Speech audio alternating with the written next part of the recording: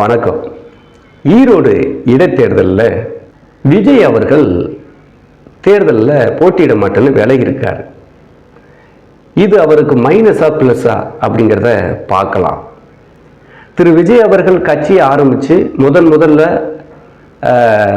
நடக்கிற தேர்தல் இடைத்தேர்தல். இதில் அதிமுக விலகிருச்சு, பாரதிய ஜனதா கட்சி விலகிருச்சு. விஜய் அறிவிக்கிறதுக்கு முன்னாடி அவங்க அறிவிச்சிட்டாங்க, பாரதிய ஜனதா கூட்டணி விலகிருச்சு. சீமான் தான் போட்டியிடுறாரு. இதில் விஜய் அவர்கள் போட்டியிட்டு இருக்கணும். போட்டியிட்டு இருந்தாருன்னா அவருக்கு ப்ளஸ்ஸாக தான் அமைஞ்சிருக்கும். ஏன்னா வேற திமுகவுக்கு ஈக்குவலான கட்சி இல்லை, நாம் தமிழர் தான் இருக்குது.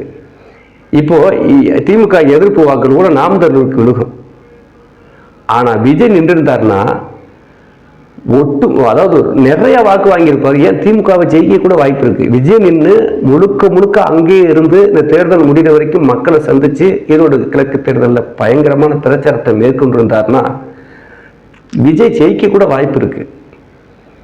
ஒரு டெஸ்ட் பார்த்துருக்கலாமே, சட்டமன்றத்துக்கு முன்னாடி இந்த ஒரு தேர்தலை டெஸ்ட் பண்ணி பார்த்துருக்கலாமே. தோத்தா தான் என்ன, அதிக வாக்கு தோக்கிறதுக்கு வாய்ப்பு மாதிரி தெரியலையே. மக்கள் வேற மாதிரி ஐடியாவில் இருக்கிறாங்க. அப்போ இந்த மாதிரி தேர்தலை அவர் பயன்படுத்த தவறிட்டாருன்னு தான் சொல்கிறேன். ஏன் அப்படின்னா அதிமுக வாக்கு இருக்குல்ல, அந்த 20% வாக்கு அதிமுக போட்டியிடாமல் விலகினதுனால அந்த 20% மக்கள் ஓட்டு போடாமல இருப்பாங்க. முழுமையாக ஓட்டு போடாட்டாலும் பாதிக்கு பாதி பேராவது ஓட்டு போடுவாங்க. பூத்துக்கு ஓட்டு போடுவாங்க. திமுகவுக்கா ஓட்டு போடுவாங்க? திமுகவுக்கு எதிராக இருக்கிற கட்சிக்கு தான் ஓட்டு போடுவாங்க. அப்போ திமுகவை எதிர்த்து போட்டியிடுற விஜய் கட்சிக்கு தான் ஓட்டு விடும். இன்னொன்று, அதிமுகவை விஜய் அதிகமாக விமர்சிக்காம தான் இருக்கிறாரு. அப்படிங்கிற சூழ்நிலையில் அதிமுக தொண்டர்களை விஜய்க்கு ஓட்டு போட வாய்ப்பு இருக்கு. ஒன்று.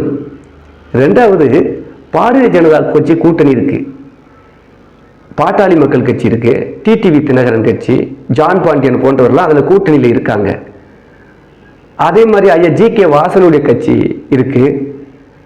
இவங்களுடைய தொண்டர்கள்லாம் யாருக்கு ஓட்டு போடுவாங்க? அந்த தொகுதியில் அதிமுகவுக்கா திமுகவுக்கா ஓட்டு போடுவாங்க? திமுகவை எதிர்த்து போட்டியிடுற கட்சிக்கு தான் ஓட்டு போடுவாங்க. அப்போ விஜய் நிற்கிறப்ப விஜய்க்கு அவங்க ஓட்டு விழ வாய்ப்பு இருக்கு. ஸோ இப்படிப்பட்ட ஒரு நல்ல சந்தர்ப்பத்தை விஜய் மிஸ் பண்ணிட்டார். அவர் இந்த தேர்தலில் போட்டிட்டு இருக்கணும், பிரச்சாரம் பண்ணியிருக்கணும். கண்டிப்பாக வெற்றி பெறவும் வாய்ப்பு இருக்கு.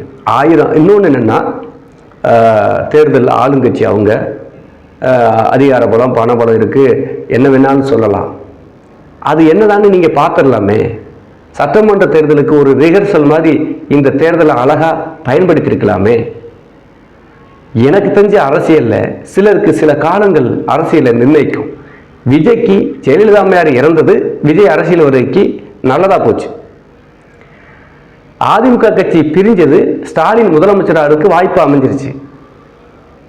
விஜயகாந்த் அவர்களுக்கு உடல்நிலை சரியில்லாமல் போனது, சிஎம் வாய்ப்பு இல்லாமல் போச்சு. ஒரு நல்ல முதலமைச்சர் கிடைக்காம போயிட்டாங்க தமிழ்நாட்டுக்கு. ஸோ இந்த காலங்கள் அரசியலை சில மாற்றத்தை நிர்ணயிக்கி. அப்படி ஒரு நல்ல மாற்றத்தை விஜய்க்கு உருவாக்குச்சு. கரெக்டான நேரத்தில் கட்சி தொடங்கினார், எல்லாம் பண்ணார். கரெக்டான நேரத்தில் ஒரு இடைத்தேர்தல் வருது, அதை பயன்படுத்தி அவர் தேர்தலில் போட்டிட்டு வேட்பாளரை நிப்பாட்டி இருக்கணும். விஜயே போட்டிடலாமே, என்ன இருக்கு இப்போ? விஜயே போட்டிட்டு இருக்கலாம். விஜய் போட்டிட்டா ஓட்டி போடப்பட்டாங்கன்னா என்ன, கண்டிப்பாக ஜெயிச்சிருக்கலாம். ஸோ அப்போது ஒரு நல்ல வாய்ப்பை அவர் மிஸ் பண்ணிட்டார். இன்னொன்று, அரசியலில் பயம் இருக்கக்கூடாது. வெற்றியோ தோல்வியோ மைனஸ் ப்ளஸ். ஏன் தோற்றோம், அதாவது தோத்துட்டா ஏன் தோற்றோம், என்ன பிரச்சனை, நம்ம பிரச்சாரம் பண்ண யுக்தி சரியில்லையா, அங்கே நிர்வாகிகள் சரியாக வேலை பார்க்கலையா, மக்கள் நம்மளை நம்பலையா, இல்லை நம்ம கொள்கையை பிடிக்கலையா, அப்படிங்கிற அந்த ஆலோசனை நடத்தி அதை சரி பண்ணலாம். தேர்தலே சந்திக்காமல் இருந்துக்கிட்டு நான் முதலமைச்சர் வேட்பாளர் தான் நின்று போட்டிடுவேன் அப்படிங்கிறது அது புதுசாக தெரியும் உங்கள் தொண்டர்களுக்கு. இதுலேயே படையிருக்காமே, அவ்வளோ தமிழ்நாட்டில் உள்ள அத்தனை மாவட்ட செயலாளரையும் ஈரோட்டில் இறக்கி வைக்கலாமே. விஜய் சினிமாவில் உள்ள அத்தனை பேரையும் பிரச்சாரத்துக்கு கூப்பிட்டுருக்கலாமே, வருவாங்களே அந்த கட்சி உங்களை விருப்பப்பட்டு வர்றவங்க. ஈரோடைய களம் என்ன, தமிழ்நாட்டு அரசியல் களத்தையே மாற்றிருக்கலாமே. அப்படி ஒரு வாய்ப்பை விஜய் விட்டுட்டாரே ஈரோடு கிழக்கு தேர்தலில். இந்த மாதிரி வாய்ப்பு யாருக்கு கிடைக்கும்? ஏன்னா வேற கட்சி போட்டியிடலை. வேற கட்சி நாம் தமிழர் மட்டும்தான் போட்டியிடுது. நாம் தமிழர் போட்டின விஜய் அவர்களுக்கு மீது உள்ள ஈர்ப்பு நாம் தமிழருக்கு கிடையாது. விஜய் அவர்களை நம்புற விஜய் அவர்கள் போய் ஒரு இடத்துல பொது இடத்துல பேசுறதுக்கும் சீமான் பேசுறதுக்கும் பார்த்தா விஜய் பிடிக்கும் மக்களுக்கு. ஏன்னா ஒரு மாஸ் ஹீரோ அப்படிங்கிற அந்த ஹீரோ அந்த கிரேஸ் இருக்கு. அழகா ஆர்கே நகர் ஈரோடு கிழக்கு இது தொகுதியில் ஜெயிச்சிருக்கலாமே. ஆர்கே நகர்ல தினகரன் ஜெயிச்சது மாதிரி சீரியஸா தினகரனுக்கு என்ன ஒரு இது இருந்துச்சு பார்த்தீங்களா? அங்க அது அரசியல் கால சூழல் நிர்ணயம் பண்ணது. ஆளுங்கட்சி ஏடிஎம்கேயை எதிர்த்து ஜெயிச்சாரு, திமுகவை டெபாசிட் இலக்க வச்சாரு ஆர்கே நகர் தொகுதியில். அந்த மாதிரி ஒரு கிரேஸை ஏன் ஈரோடு கிழக்கு தொகுதியில் டிடிவி தினகரன் ஆர்கே நகரில் பண்ண மாதிரி விஜயால பண்ண முடியாது? ஈஸியாக பண்ணியிருக்கலாம். நல்ல வாய்ப்பை அவர் மிஸ் பண்ணிட்டார். ஒரு நல்ல அனுபவமாகவும் இருந்திருக்கும், மக்களை சந்திக்கக்கூடிய ஒரு கோப்பு கிடைச்சிருக்கும். ஸோ அதை மிஸ் பண்ணிட்டாரு. இன்னொன்று என்ன அப்படின்னா, ஒரு 2026 சட்டமன்ற தேர்தலில் ஃப்ரெஷ்ஷாக போய் மக்களை சந்திக்கணும்னு ஆசைப்படுறார். எம்ஜிஆர் என்ன பண்ணார் தெரியுமா? முதல் தேர்தலில் திண்டுக்கல் பாராளுமன்ற தேர்தல் இடைத்தேர்தலில் தான் வேட்பாளர் நிப்பாட்டினார்.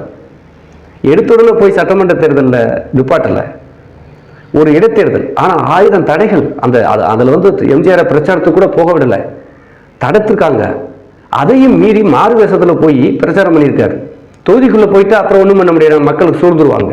ஆனால் அங்கே போக விடக்கூடாதுன்னு சொல்லி நிறைய தடை. இப்போது ஃபோனுன்னு வந்துச்சு, அப்போல்லாம் ஃபோனு தொலைபேசி செல்லாம் கிடையாதுல்ல.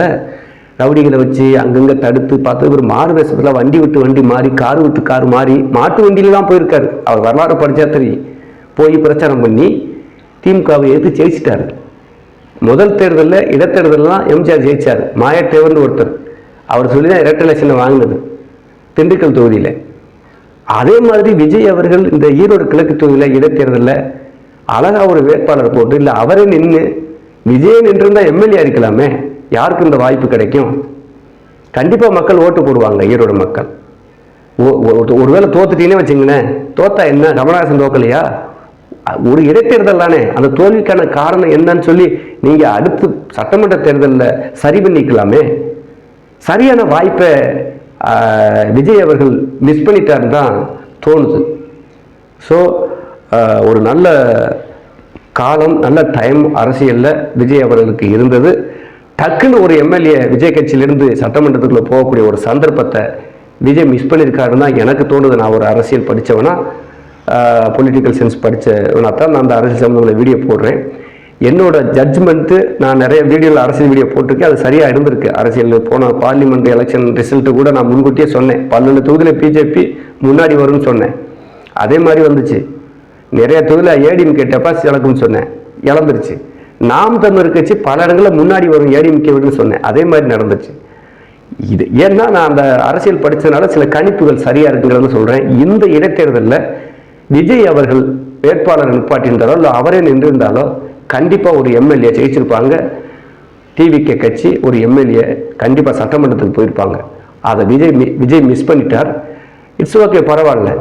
அடுத்து சட்டமன்றத்தில் ஒரு வருஷம் இருக்குது, அதுக்கு இடையில் அவர் என்ன பண்ணுறார் ஏது பண்ணுறார் அப்படிங்கிறது போக போக தெரியும். ஸோ இது விஜய் அவர்களுக்கு நல்ல சந்தர்ப்பம். அது மிஸ் ஆயிடுச்சுங்கிறதா வருத்தமாக இருக்குது. பார்க்கலாம். மீண்டும் ஒரு அரசியல் செய்தியோட தகவலோட சந்திப்போம். நன்றி.